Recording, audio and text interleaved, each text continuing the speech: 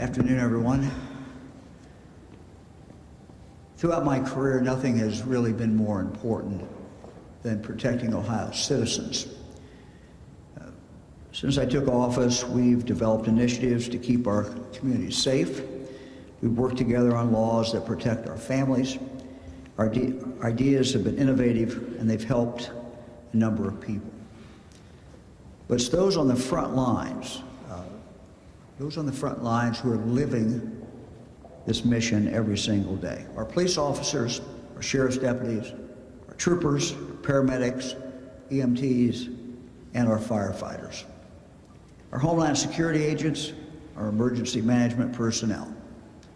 Many of these first responders are here with us today, including representatives from the Buckeye Sheriff's Association, the Ohio Association of Chiefs of Police, the Fraternal Order of Police, the Ohio State Highway Patrol, the Ohio Fire Chiefs Association, Ohio Fire Marshals Association, Ohio Fire Marshal's Office, Ohio Emergency Medical Services, and the Ohio Emergency Management Agency.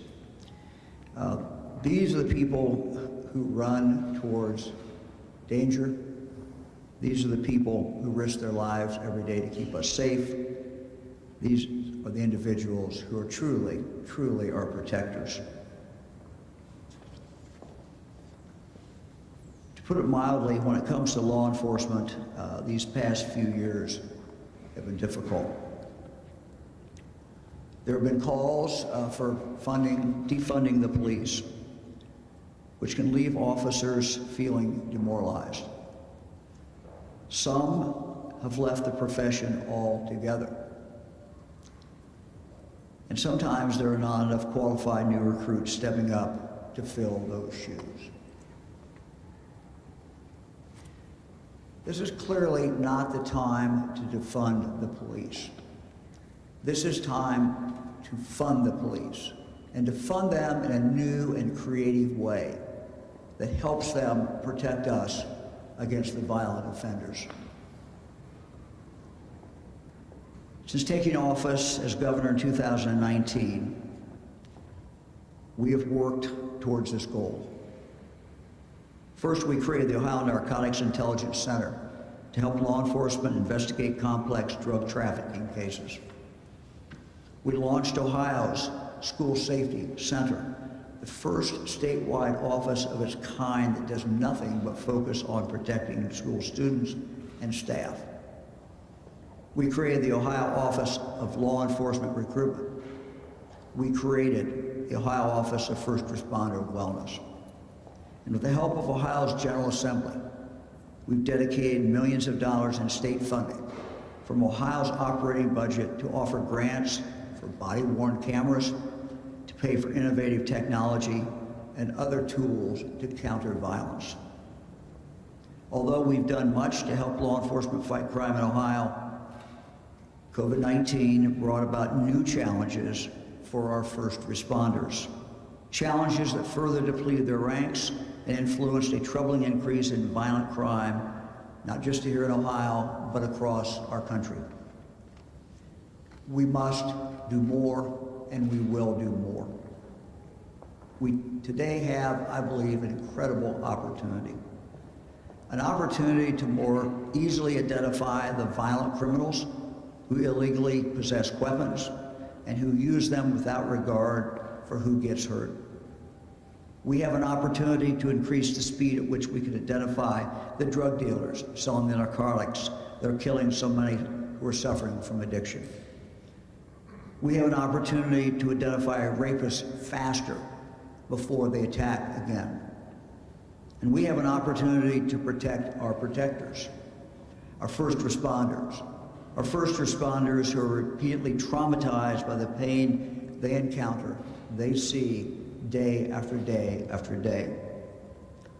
Today I'm here to announce a new proposal to devote $250 million toward helping our first responder agencies recover from the impacts of the pandemic, to rebuild their ranks, to help fight back against crime, and to focus on our first responders well-being.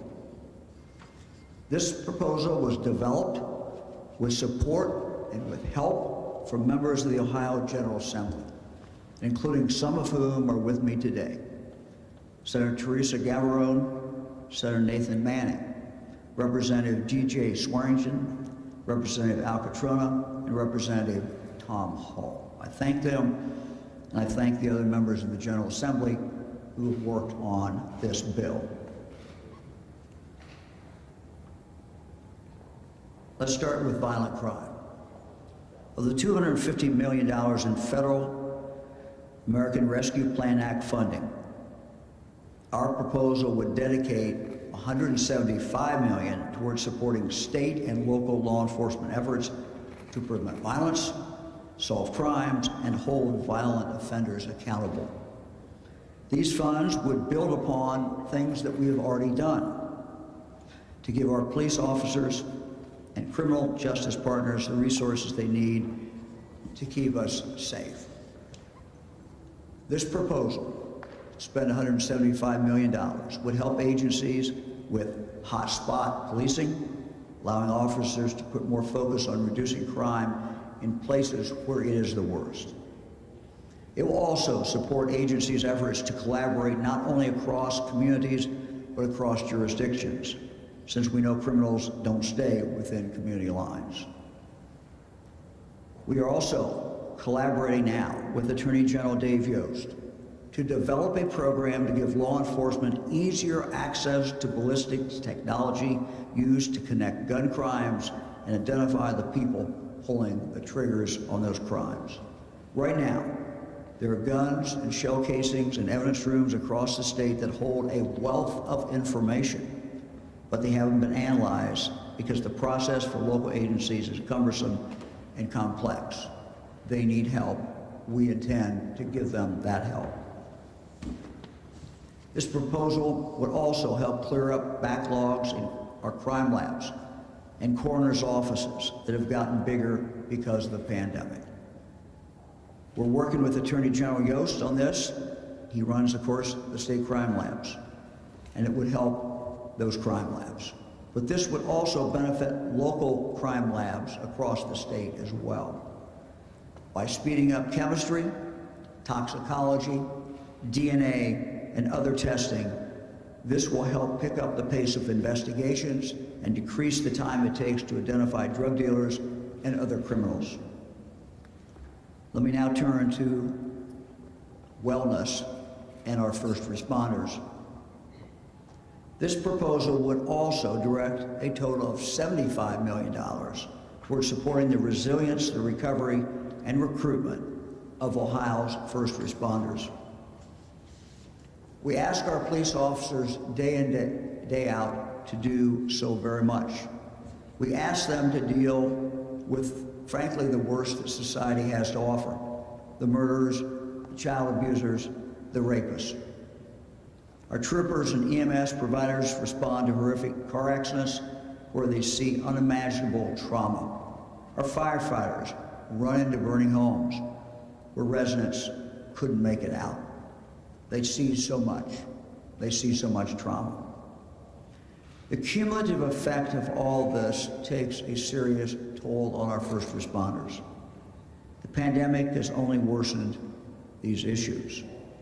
That's why we must offer more services to help our first responders confront the trauma of the jobs that they hold. We need to protect them so they can protect us. Right now, there simply aren't enough peer support programs that our first responders can turn to for help coping with the horrific scenes they regularly encounter. Our proposal would help our first responder agencies create their own wellness programs and bring in suicide prevention training focused specifically on the challenges our first responders face. I know that the FOP and other organizations already have worked and have been working diligently in this area. We would help them and give them more support. To do that, we would also give departments the ability to create these programs. Our proposal would also devote a good portion of money towards recruitment and retention efforts, because when staffing levels are low, the burnout levels of those who are working is high. This proposal will also devote funds to Explorer programs, to engage high school and college students who are interested in first responder careers, similar to the College of Law Enforcement program, the College to Law Enforcement program I announced in May.